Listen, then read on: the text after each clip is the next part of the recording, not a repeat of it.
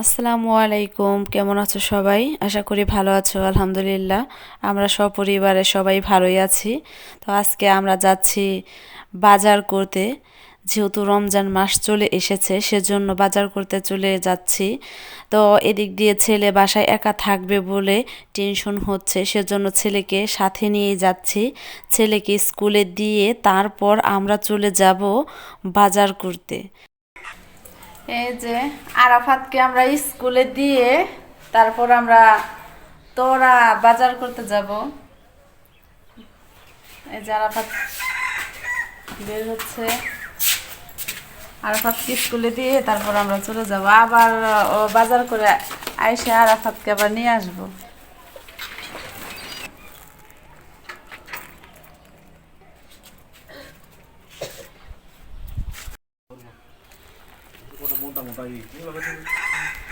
আমরা কিন্তু গতকালকে যে লাউ গাছে আবার নতুন করে ওষুধ দিয়েছি, দেখি এখন লাউয়ের জালিগুলা থাকে কিনা।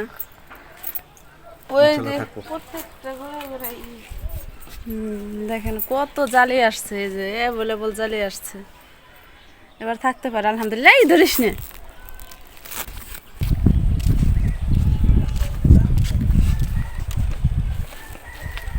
এই যে তোমার ব্যাগ, ব্যাগের চেন লাগাও।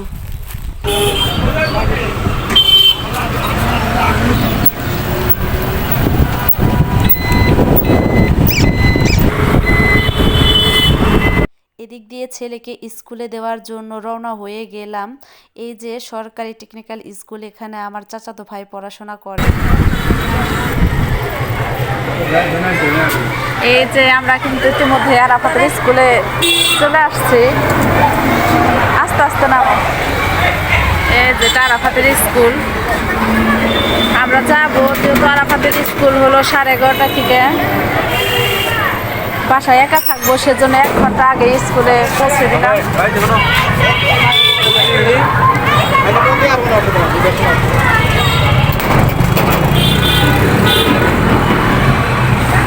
বেরোয়ও না, বুঝছো?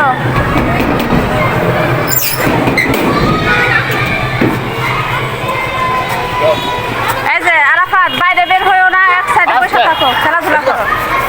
এখন দুশ্চিন্তা মুক্ত হলাম। ছেলেকে তার স্কুলে দিয়ে আমরা দুজন চলে গেলাম। আমরা কি ব্যবসা দিয়ে যাবো নাকি?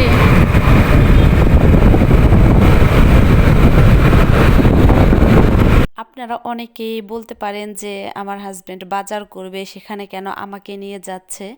হ্যাঁ, আমি ইচ্ছে করে যেতে চেয়েছি, যেহেতু মানিকগঞ্জ এটা একটা মানে ঐতিহ্যবাহী হাট, তোরা অনেক পুরনো একটি হাট। আমি এখানে কখনো যাইনি, কিন্তু এদিক দিয়ে আমি গাড়িতে কোথাও ঘুরতে গিয়েছি, কিন্তু এখানে আমার আসা হয়নি।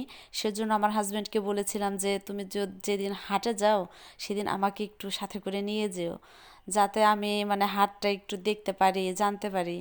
তো সেজন্যই মূলত এখানে আমার আশা। তো আমার হাজবেন্ড যেহেতু আবার মাসখানেক পরে চলে যাবে, সেজন্য ও শুকনো মরিচ আর হলদির গুঁড়া এগুলো নিয়ে যাবে, মশলাপাতি যত যাবতীয় যা আছে নিয়ে যাবে। সেজন্য এখান থেকে হলুদ মরিচ কিনছে। তো আমাকে বলছিল যে আমি বাসায় রাখবো কি না।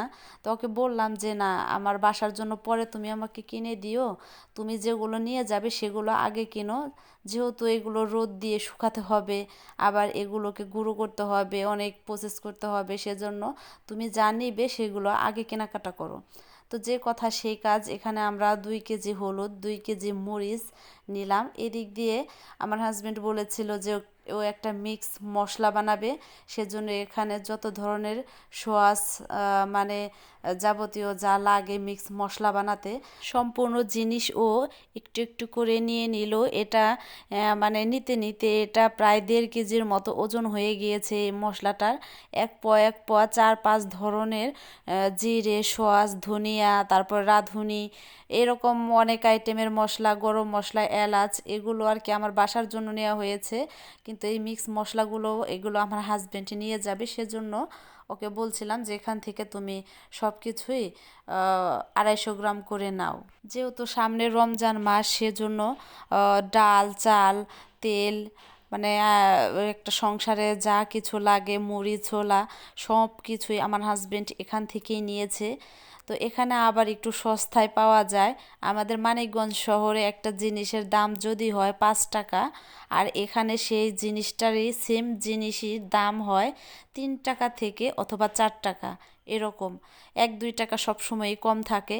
তো আমাদের এখান থেকে 50 কেজি চালের বস্তা নিয়েছে, যেহেতু পুরা রমজান মাস যাতে করে চলে যায় সেজন্য 25 কেজি 25 কেজি 2 বস্তা চাল নিয়েছে, মিনিকেট চাল।